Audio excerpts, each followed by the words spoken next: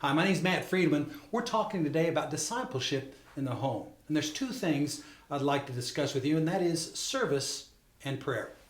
First off, about service.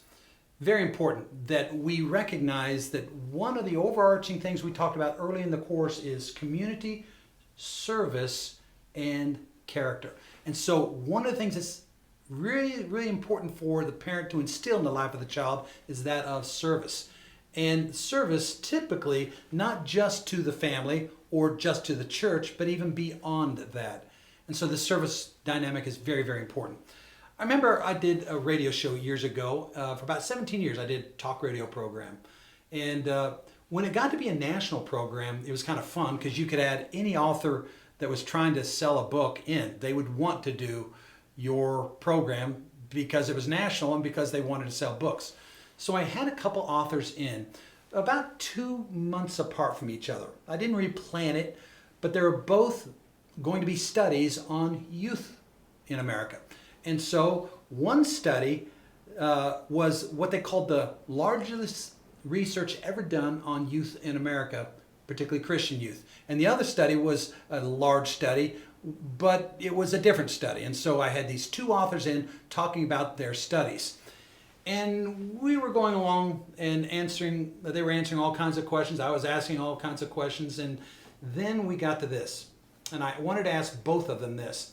How do you raise children who will keep going to church? What is the key thing you can do in the life of a child that they might continue to go to church long after they're outside of your home? When they're on in adulthood, we can pretty much guarantee they'll continue to go to church. Is there something key, something important? I didn't know what they were going to say. Pray with them, take them to church. Both of them said the same thing, independent of each other, with two different studies. They said, our studies have told us that the key thing you can do to ensure that your child will continue to go to church is, and here we go, do something service-oriented with them in the world. And I thought to myself, you're kidding me. It's not like just going to church or having devotions with them every day or the dinner ritual. No, they said, the key thing that we have found, all those other things are great, do them, but the key thing we found is get outside and begin serving people and do it together with your child. That just blew me away. And so we said, well, let's do that sort of thing. So we've been doing that across the years. One of the things we did early on is we found that a great ministry to do with children is go to the nursing home. And we go and we'd sing with them and sing at the top of our lungs. Then we'd present a little Bible lesson to them. But the most precious thing we did was the children would go around, grab the hands of the elderly, and the elderly just loved this. Grab the hands of the elderly and just pray for them. And they'd say, is there anything we can pray for? Some of the elderly would be able to respond, some would.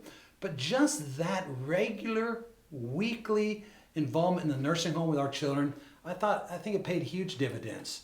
As they got older, we started taking them to the abortion clinic. And outside of the abortion clinic, we would just pray and we would sing hymns and we would try to say to the ladies, there's a better option here. We do it all in love.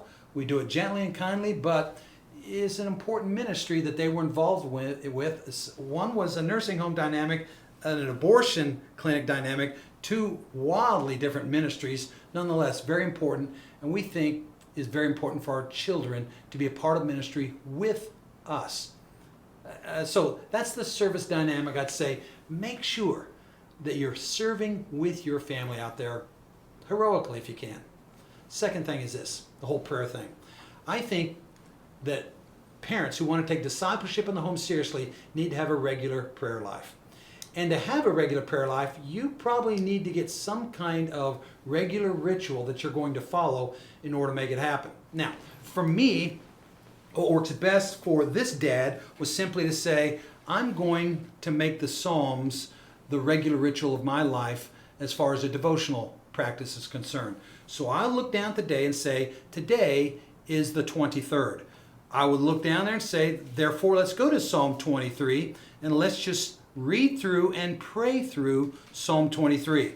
So that became something I would do every 23rd, but not just that. At the end of Psalm 23 and praying through Psalm 23, and by praying through, I mean capturing about 4 or 5 phrases, adoring the Lord, confessing my sins to Jesus, giving him thanks, and then interceding, usually working in those things into this psalm, I would add 30. And so I would go from Psalm 23, the next psalm I'd do would be Psalm 53. So I'd go to Psalm 53 and I'd do the same thing. And I'd begin praying through and adoring the Lord and confessing my sins using Psalm 53. Then I add 30.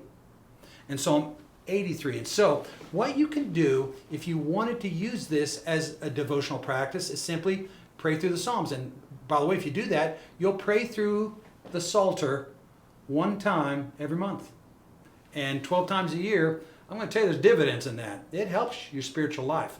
And so what I would do is just say, let me take the 23rd, and tomorrow will be the 24th. I'll add 30, add 30, add 30, add 30. By the way, one little tip if you're going to do that is Psalm 119 is huge. So you might want to say, I want to do all of Psalm 119 on the 31st. Whenever there's a 31st, just say, I'm going to devote that to Psalm 119. But you know, I like Psalm 119 so much, I just decided I'm going to number the paragraphs. And in your Bible, there will undoubtedly be paragraphs. And I'm going to take the first paragraph. And because this is done to the Hebrew alphabet, the 22 Hebrew letters, they pronounce every one of these paragraphs with a Hebrew letter. And so there's 22 paragraphs here. So if the day's the 23rd, I'll go to the 3rd. I'll take that last digit. I'll go to paragraph 3 and paragraph 13. So anything that ends with a 3. That's just a little something I do with Psalm 119 because I love it so much I like to cover a little bit of it every day. So that is a big part of my devotional life. And I think that if you're going to be the parent you need to make sure you have a regular devotional practice of Bible, devotional life, using the Bible for prayer. And then what I'll do is read through the Bible, some Old Testament, some New Testament, and try to get through that in a year. And do some study and try to do a word study every day with that. Here is where the prayer life comes in for your young disciples called your children. I go to the proverb, and because today is the 23rd, what I'll do is I'll look down at Proverbs 23. And I'll read and I'll begin praying for my children. Now, this is how I do that. I find that Proverbs 23 has 35 verses. So I have 6 children. So I will say, okay, and by the way, we're about ready to have a daughter-in-law, and so I put in there, okay, 7. So I can pray for 5 each. So I'll start with, let's just say, Joshua is my second born. Let me pray 5 verses for Joshua. And I'll read through these, and the first 5 verses will go for Joshua. The next 5 verses will go to the next child in line, Elijah. The next one after that, Hannah. Then Ezekiel. Then Isaiah. I throw Allie in there, our daughter-in-law, and then I get back to Caleb. And I will adjust which child goes first across the Proverbs. But I'll pray these things for them. For instance, I look back here and I find out that, I'll just go to Proverb 18. He who separates himself seeks his own desire. He quarrels against all sound wisdom. Jesus, I just pray this child, let's just say Joshua, that will never separate himself just to quarrel, just to be different, just to be the fool. Give him sound wisdom. A fool does not delight in understanding. I want my son to delight in wisdom and in understanding. Not just revealing his own mind, but find out what your mind is trying to reveal. I just pray like that. It doesn't take long. I can get through a proverb, praying for all 6 and now 7 of my children in about 10 minutes. But I tell you what, it takes you across a number of issues in their life, and it keeps them on your mind and on your imagination. When I get to the end of praying for my children using the Proverbs, then I'll go through every one of them, and whatever special issue or issues they're facing, I will pray for them. Y'all, if you're going to make a disciple, you need to pray for disciples. And you need to pray for them. The other thing I do is this. I don't just pray for them. I pray for their children, their grandchildren, their great-grandchildren. So I'm praying for 4 generations. I'm praying for my children, and right down the line, I'm praying for my great-great-grandchildren. These are people I will never know. I will never cast my eyes on them, but I'm praying for them. And this is the kind of thing I'm praying for them. They might love Jesus with all their heart, soul, mind, and strength. That they might marry sanctified spouses. That they would marry people who are going to be loving God with all their heart, soul, mind, and strength. I pray that they will be released to the nations for the Great Commission. I will pray that there will be no divorce for 4 generations. No divorce amongst those 4 generations.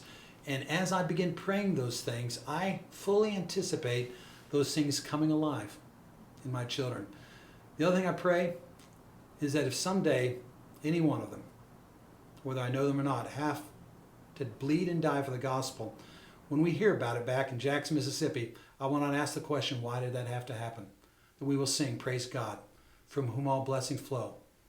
That we were counted worthy to serve, to bleed, to die for the gospel. Y'all, pray for your children. And right on down to your great-great-grandchildren, pray that you might have a holy legacy.